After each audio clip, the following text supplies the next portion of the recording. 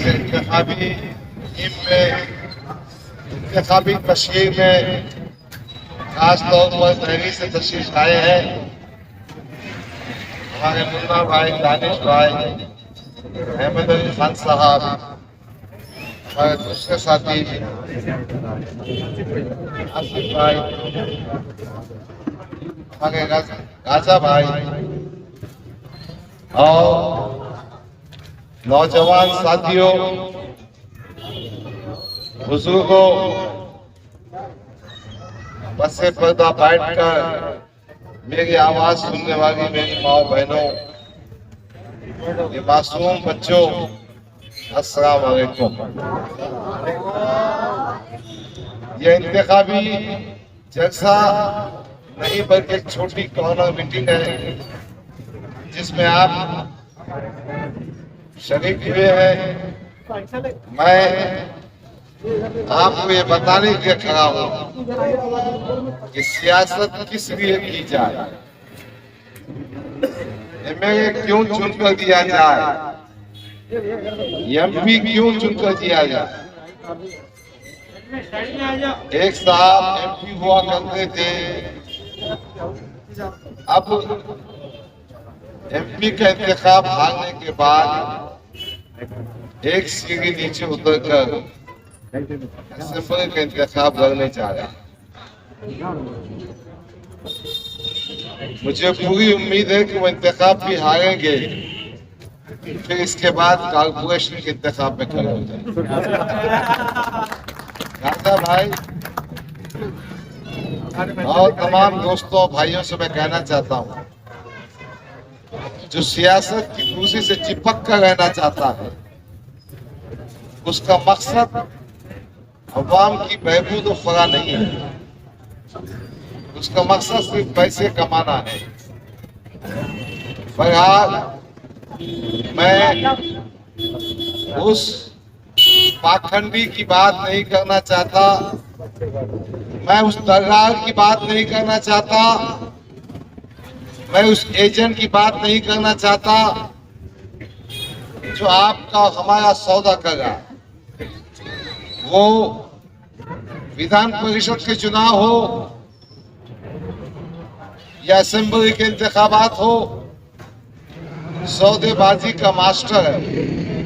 अभी आपने एक ऑडियो क्लिप सुना होगा, वो दिनेश परदेशी वैजापुर का महाविकास अघाड़ी का उम्मीदवार कह रहा है कि मैंने 5 करोड़ रुपये इम्तियाज जलील को दिए।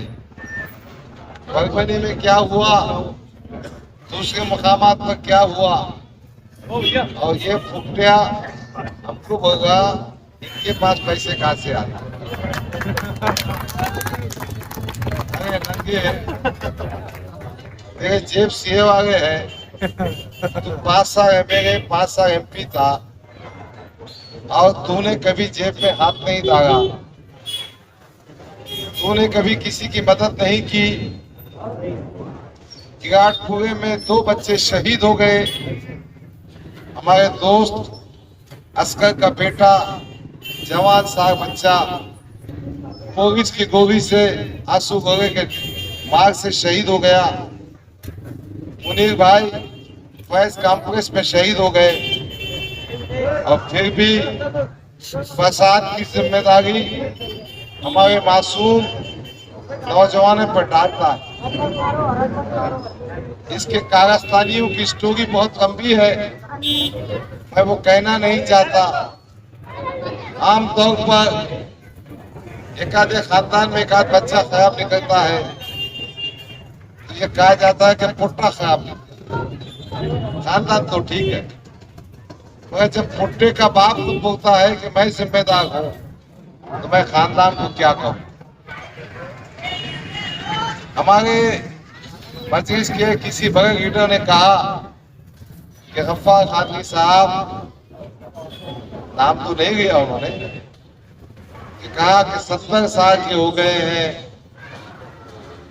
आगा आगा उन्होंने करना चाहिए। मैं ये कहना चाहता हूं, हर मुसलमान माँ की गोद से लेकर खबर में जाने तक अल्लाह अल्लाह ही करना चाहिए, अल्लाह को ही याद रखना चाहिए।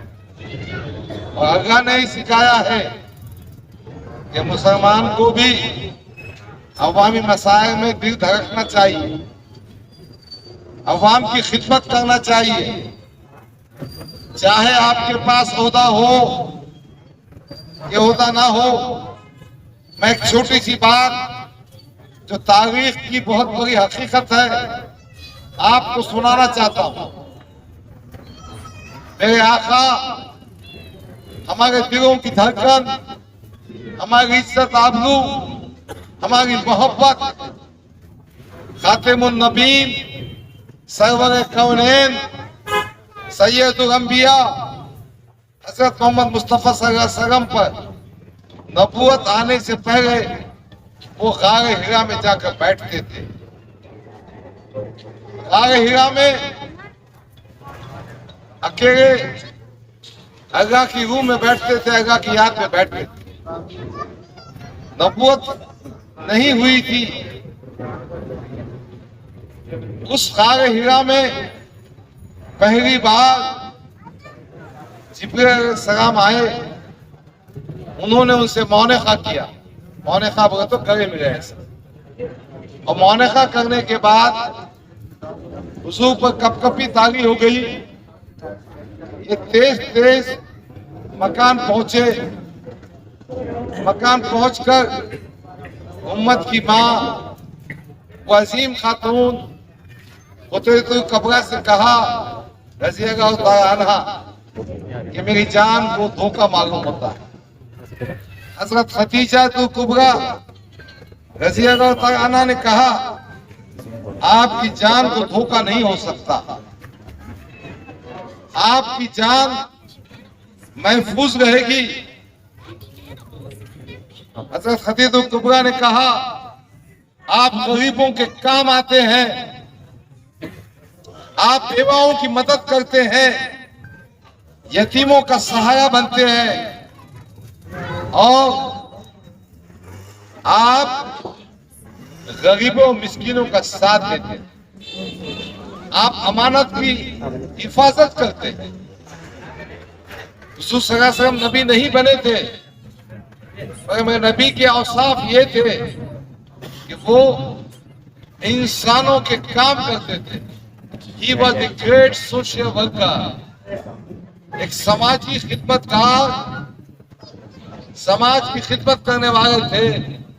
और ये जो इस्लाम के नाम पर, अल्लाह के नाम पर, रसूल के नाम पे वोट मांगते हैं, वो समझते हैं कि जिंदगी में सब कुछ करो और बुढ़ापे में अल्लाह अल्लाह करो। जिंदगी में पहले एजेंटी करो, दलाली करो, पैसे कमाओ, और जब बुढ़ापा आ जाए तो अल्लाह अल्लाह करो। मेरा ये मानना है कि मुसलमान अल्लाह का मानने वाला जब तक वो खबर में नहीं जाता वो कौम से जुड़ा हुआ होता है, कौम के दुख दर्द पे हमेशा उठा रहता है। और मेरी ये सियासत इसी मकसद के तहत है कि मैं आपके दुखों में, आपकी तकलीफों में आपकी आवाज बन सकूं, आपके बाजू खड़े हो सकूं। मैं उस सुन्नत को अदा करने के लिए मेरे नबी के हुक्म के तहत आपके बीच जमा हुआ। अजीजा ने गिरामी, मुखराट की बात तो ये है कि बैन-उल-अक़वामी हैसियत के आलम दीन जिसकी सियासी फिरासत मुसल्लमा है, जिसकी सियासी बसीरत ने 2024 में नरेंद्र मोदी को जो कह रहा था कि पार्लियामेंट में हम 400 से ज्यादा सीटें जीतेंगे, उसको 240 पर समेट कर रख दिया।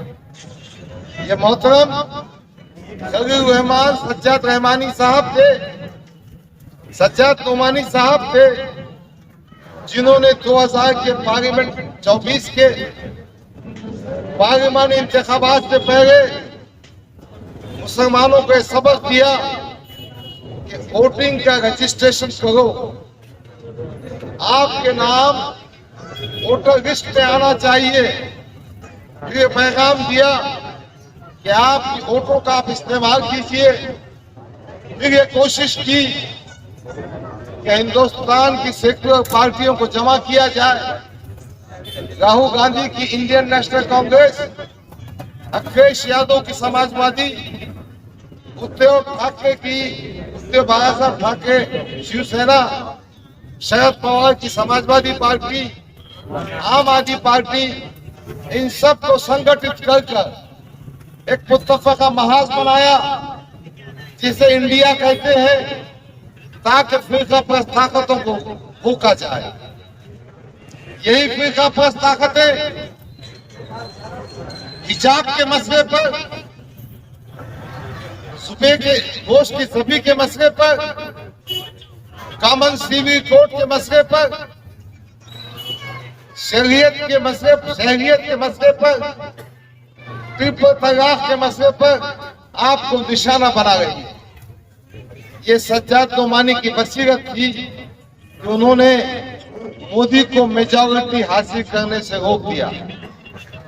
महाराष्ट्र में भी सज्जाद नोमानी साहब चाहते हैं कि फिस्ताई ताकतें, फिरका परस्त ताकतें इस महाराष्ट्र से दूर हो जाए। क्यों तो रियासती सतह पर उत्तराखंड में कॉमन सिविल कोड बना दिया गया है।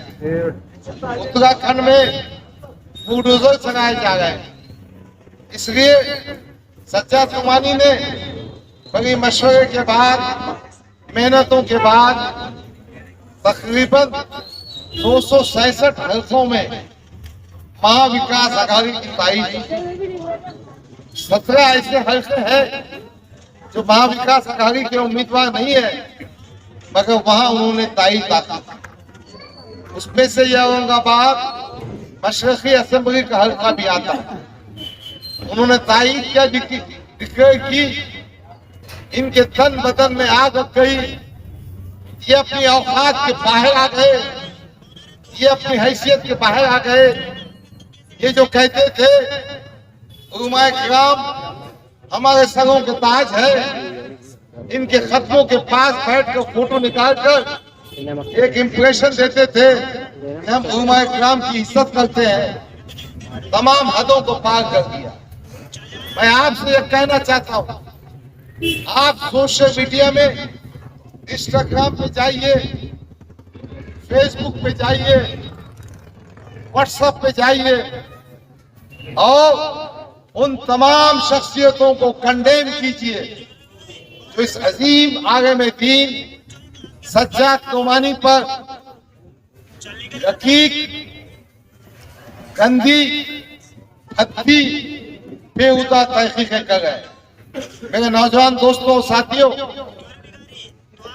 इन तमाम तनकीद करने वालों को आपको इंस्टाग्राम पर, फेसबुक पर और व्हाट्सएप पे कंडेम करना, ये गुजारिश करने आए। करेंगे ना भाई?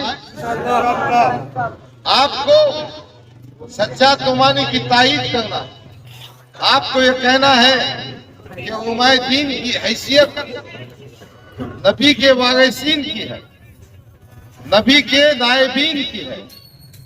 आप उनकी राय से इख्तिलाफ कर सकते हैं।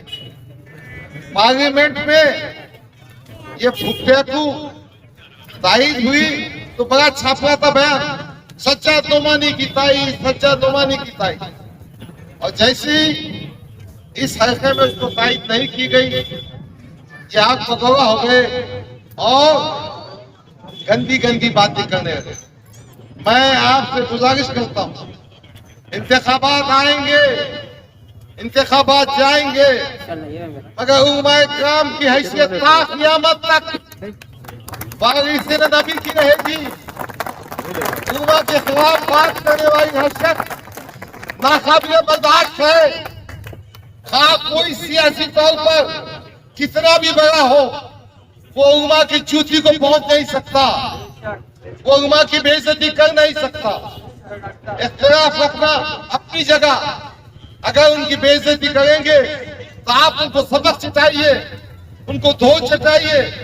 20 तारीख के दिन आपके पास वोट है, आप इनको नाकाम बनाइए, उन ताकतों को कमजोर कीजिए, उन काफिरों को मिर्या मीट कीजिए जो हमारे उलमाए किराम की बेइज्जती कर रहे हैं। अजीज़ान इकरामी, एक और बात मैं आपसे कहना चाहता हूं। हम इस मशरक़ के हल्के की सीट समाजवादी पार्टी के टिकट पर लड़ रहे हैं। उसकी दास्तान काफी लंबी है। बैरिस्टर असदुद्दीन अवैसी, उन्होंने मुझसे वादा किया था, इब्तिसाम साबरी जिंदा है, चुना बाजार में प्लाईवुड की दुकान है। असदुद्दीन अवैसी ने मुझसे वादा किया था कि गफ्फार कादरी, हम आपको मशरक़ के हल्के से उम्मीदवारी भी देंगे, चुनकर भी लाएंगे और सीट किट पर देंगे। मैं आपसे कहना चाहता हूं, और ये बात कब कही थी? पार्लियामेंट के इंतखाबात में जब वो प्रचार में आए थे, आखिरी दिन कही थी। कहां गया तुम्हारा वादा? अरे 2014 के हम पे इल्जाम लगाते हैं।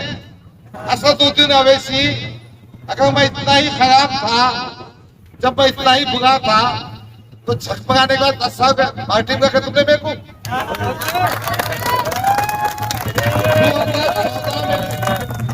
जब आपको मालूम था कि गफ्फार कादरी खराब आदमी है,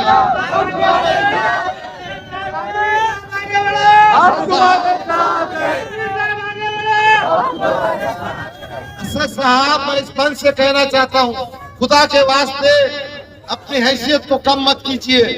अरे यार भैया, पूरा हाथ कहीं ना कहीं कुछ चीजों के लिए हम एहतराम करते हैं, मगर जब बात निकलेगी तो बहुत दूर तक जाएगी। तुम्हारी शेरवानी, तुम्हारी टोपी, तुम्हारी हरकतें सब जानता हूँ। नारेगांव के भाषण में कहा कि 2014 में गफ्फार कादरी ने पैसों की बात की। मैं पूरी मजलिस के कायदीन से कहना चाहता हूँ, अल्लाह रब्बुल इज्जत ने इतनी खुददारी दी है कि गफ्फार कादरी को कोई खरीद नहीं सकता। गफ्फार कादरी बिकाऊ माल नहीं है। गफ्फार कादरी सियासत करता है, किसी के भीख में नहीं करता है। अल्लाह ने गफ्फार कादरी को दिल भी दिया है, पैसा भी दिया है, हिम्मत भी दिया है, ताकत भी दिया है। अब इस तरह की बातें बंद कर दो, मुद्दे की बात करो, एजेंडे की बात करो। जवाब दो, जिस शख्स को तुमने वादा किया था, वो वादा तुमने वफा क्यों नहीं किया? जिस शख्स ने 10 साल मजलिस का परचम उठाकर लाखों करोड़ों रुपए लगाए, जिंदगी के घंटों दिनों महीने किए, तुम्हारी खिदमत की, उसका ये जवाब है कि 2014 में पैसों की बात किया था, तो 24 में क्या तुम सो गए थे? तुमको असर नहीं आई थी? असदुद्दीन अवैसी साहब, बताइए, जब पूसे सऊदी का दंगा हुआ था तो आपने मुझे फोन किया था, तो मैंने जवाब दिया था कि पूसे सऊदी के मामले में अगर मेंबर ऑफ पार्लियामेंट को भेजा जाए, तो आपने कहा था वो इम्तियाज जलील फोन ही नहीं उठाना मेरा। सोचा था वो फुटने की इतनी हिमायत में क्यों आ गए भाई? अब तुम पे भी किरदार पे डाउट पैदा हुआ, कहीं ना कहीं साझेदारी दिख के आती। महाराष्ट्र में जहां मॉब लिंचिंग हुई, मैं अपने खर्चे से पहुंचा। महाराष्ट्र में जहां फसाद हुए, मैं वहां पहुंचा। मैं पुलिस स्टेशन जाता हूं, मगर इसकी तरह नहीं, सिर्फ अपने भांजे को छुड़ाने के वास्ते। पुलिस स्टेशन जाता हूं, किसको जेल में डालने के वास्ते नहीं। हद तो ये है कि हम किसी का मकान बना नहीं सकते। इनका जो ऑफिस है ना, जो कलेक्टर ऑफिस में है, उसके पीछे एक मतीन खान का मकान था। मतीन खान की माँ हॉस्पिटल में एडमिट थी, उसको फ्रैक्चर हुआ था। यही खासदार ने उसके मकान को तुड़वाया। ऐसे पुट्टे की तारीफ में लगे आ गए तुम, ऐसे खासदार की हिमायत में खड़े जो गरीब मुसलमानों के मकानों को तुड़वाता है। ना परमिशन का इसका मकान है, माहिती के अधिकार में पूछे तो मालूम हो जाएगा। जो ऑफिस है उसका भी परमिशन इसके पास नहीं है। तो मतीन खान की अगर परमिशन नहीं हुई तो मकान तोड़ देते। किस मुंह से तुम योगी को गालियां देते, किस मुंह से तुम मोदी को गालियां देते कि बुलडोजर चला गए? तुमने क्या किया मतीन खान के साथ? मतीन खान आज भी है, कलेक्टर ऑफिस में बैठता है, जाकर उससे पूछो। अरे बात की तो बहुत दूर तक जाएगी, तुम्हारे जिस्म में सब लोग जाएंगे। मैं नहीं चाहता इतनी बातें कहूं। अजीज़ान गिरामी, ये बात नोश्ते दीवार बन चुकी है कि इस असेंबली हल्के में समाजवादी का उम्मीदवार आपका भाई भारी अक्सरियत से कामयाब होने जा रहा है। इनके खतरों के नीचे की जमीन हल गई है, हल गई। इनकी पोखेगाट आ गई है, इनकी परेशानी आ गई है, इसलिए ऊंची हरकतों में निकल के आए हैं। मैं यकीन दिलाता कि 23 तारीख को जब नतीजे निकलेंगे तो हम अतुल सावे की सियासी एमएलएशिप का जनाजा निकालेंगे, उसकी आरती उठाएंगे, उसमें रखिया लगाएंगे। और अतुल सावे, तूने भी 10 साल तक क्या छटपटाया? तेरे को कोई मुसलमान याद नहीं है? तूने तो मुसलमान के उम्मीदवार खड़ा करके वोटों को तकसीम करने का काम किया। दोस्तों, साथियों, साजिश के तहत, पैसों के तहत हमेशा अतुल सावे ने मुसलमानों में इख्तिलाफ पैदा किया, उम्मीदवार खड़े किए ताकि वोटों की तकसीम हो। इसलिए ये जो इंतखाबात है 20 तारीख को, मैं आपसे दर्दमंदाना अपील करता हूं, आपका एक एक वोट कीमती है। खुदा के वास्ते भाई खड़ा, बेटा खड़ा, चचा खड़ा, वो समझ के मत दो। जो चुन के आता कैंडिडेट आपके सामने खड़ा है। मुझे पूरा यकीन है सज्जाद नोमानी साहब की हिमायत के बाद, उनकी ताईद के बाद, शहर के तमाम उलमाए किराम की ताईद के बाद, मैं यकीन करता हूं कि आप लोगों का जहन बिल्कुल साफ हो गया। और मैं आपको बताना चाहता हूं, इंशाअल्लाह अपनी जंग में हमारे जो मराठा भाई है वो अपना साथ देंगे। वो बोलते ना, शक्कर में दूध में शक्कर, यानी हमारी कामयाबी में मराठा समाज भी पूरी ताकत से खड़ा हुआ। मैं सुबह बहुत सारे मराठे लीडरों के पास जाकर आया। आज शाम में भी मेरी मीटिंग है। मैं आपकी गलियों में कम इसलिए आ सकता, रैली में कम आ सकता, मुझे उनसे नेगोशिएशन करना। मैं मनोज जगंगे पार्टी के पास 2 वक्त गया, 1-1 घंटा गुफ्तगू की। उसने मेरी बातों को पसंद किया। समाजवादी पार्टी ने मनोज जगंगे की तमाम मांगों को मानते हुए हमेशा के पार्टी में देने का तय किया। तो यकीनन मराठा समाज पूरी ताकत के साथ हमारा साथ देगा। अरे ये फुकटिया का क्या करेंगे? ये फुकटिया ने तो क्या किया था मालूम? जब पार्लियामेंट में, असेंबली में महाराष्ट्र में ये एमएलए था,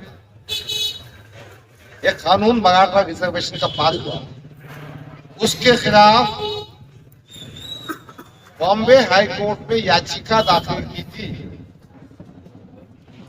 और अपने भाषण में कहा था, ये समाज का जब जुलूस निकलता है जिसमें ऑडी होती है, BMW कार होती है, फॉर्च्यूनर होती है, लैंड क्रूजर होती है, इनको क्यों रिजर्वेशन दिया जाए? पलटियां मारने में बहुत स्पेशलिस्ट है। अब देखा महेटों के उठोना अपने को, तो बराबर उनके जाके जूते उठाने लगा। जब तक आदेश के घंटे बजाया था, मुसलमान याद नहीं आ रहे थे उसको। अब मुसलमान बहुत याद आ गए। गांव फसाद हुआ, दंगा हुआ, वहां नहीं गया। बहरहाल उसका कोई विषय नहीं है। इंशाअल्लाह ताला समानता तो सब चुंगी चुंगी, मगर हमको मुत्तफिक होकर पूरी ताकत के साथ ये विश्व हिंदू परिषद, ये बजरंग दल, ये आरएसएस और भारतीय जनता पार्टी का तुम सावे जो नाथूराम गोडसे की औलाद है, उसको सबक सिखाना है, उसको दफन करना। दूसरी बात, मैंने पहले भी कहा था, अब भी कह रहा हूं, सियासत गफ्फार कादरी के लिए पैसा कमाने का जरिया नहीं है। एक एमएलए को 2,60,000 की माहाना तनख्वाह मिलती है। मैंने स्टेज से डिक्लेयर किया था, अब वो आसिफ आजमी के सामने और आपके भी सामने कह रहा हूं, मैं 5 साल तक तनख्वाह का एक पैसा नहीं लूंगा। अल्लाह ने बहुत कुछ दिया। ये महीना की तनख्वाह एक साल 25 लाख रुपए होती है और ये पूरे 5 साल के 1,60,00,000 रुपए। मैं ये पैसे बैंक में रखूंगा। आप में से कुछ लोगों की कमेटी बनाकर लोगों से दरखास्तें लेकर जरूरतमंदों को दिए। मुझे तनख्वाह के पैसे नहीं चाहिए। ये भुट्टे मेरे को पूछेगा पैसे कहां से आए। अगर आदमी की औलाद, मैं साल का 92 लाख रुपए इनकम टैक्स भरता हूं। देखिए हैसियत तो भी है क्या? वॉकर लगाने से, बालकनी में से हाथ पताने से, अपने आप को शाहरुख खान बोलने से, अरे दिल भी रखता है। तूने अब अरबों रुपए कमाए, करोड़ों रुपए कमाए, मगर उसके बाद दिल भी रखता पैसा खर्च। हाँ, तू अपने बच्चे को तालीम के अंदर भेजेगा और कौम से वादा करेगा कि मैं स्कूल कहूंगा, वो भी नहीं करा। मैं आपसे कहने के लिए आया हूं कि आपकी बस्तियों में रास्तों की दुरुस्ती होगी। पीने के पानी का मसला मैं हल करूंगा, बिजली का मसला मैं हल करूंगा। मैं इस बात की कोशिश करूंगा कि हमारे इलाके में गवर्नमेंट के, म्युनिसिपैलिटीज के स्कूलों का मियार ऊंचा हो। किसी गरीब को पैसे की बुनियाद पर वो प्राइवेट स्कूल में नहीं दाखिला दे सकता, उसको वही म्यार की तालीम, वही दर्जे की तालीम गवर्नमेंट के, म्युनिसिपैलिटी के स्कूलों में होगी। हेल्थ की सुविधा होगी। और एक बात सुन लो कि समाजवादी पार्टी महाविकास पार्टी का, महाविकास गठबंधन आघाड़ी का हिस्सा, ठीक है। औरंगाबाद में हम फ्रेंडली फाइट कर रहे हैं। कांग्रेस का कैंडिडेट मैनेज किया हुआ है, अतुल सावे की हिमायत का है। अतुल सावे ज्यादा पैसे दिया, अतुल सावे ने एडजस्ट किया। मगर जब हुकूमत बनेगी तो हमारी पार्टी हुकूमत बनने के लिए अपनी कंडीशंस रखेगी कि मुसलमानों को रिजर्वेशन का मामला हो, नौजवानों की नौकरी का मामला हो, बच्चों की तालीम का मामला हो, औकाफी जायदाद का मामला हो, शरीयत की बात हो। इन तमाम मसाइल पर हम हुकूमत से कंडीशन रखकर सपोर्ट देंगे। मुझे पूरी तवक्को है कि महाराष्ट्र में महाविकास आघाड़ी की हुकूमत बनेगी। और दोस्तों ये भी कहना चाहता हूं, इसके बाद कॉर्पोरेशन चुनाव आ रहे हैं। जो फल फला रहे ना, जो फल फला रहे हैं उनको भी फलफलाट बता देंगे।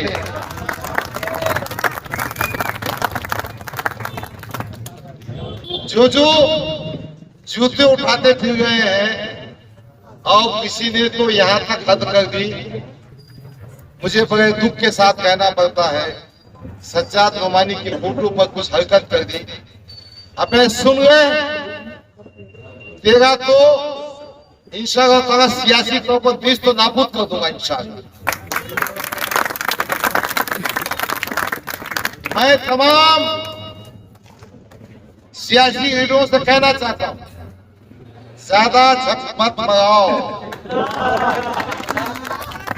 अपनी औकात में रहो, अपनी हैसियत में रहो, वरना ये अवाम, ये बुजुर्ग, ये मासूम बच्चे, हमारे उलमाए दीन तुमको माफ नहीं करेंगे।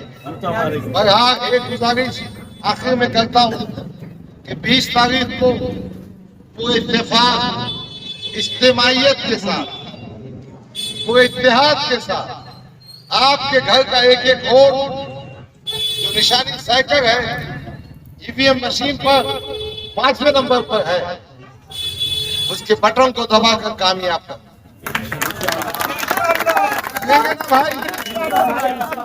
आप हाथ उठाकर गवाही दीजिए, कहिए ये शरीफ कॉलोनी जिंदाबाद, जिंदाबाद, समाजवादी जिंदाबाद, साइकिल जिंदाबाद।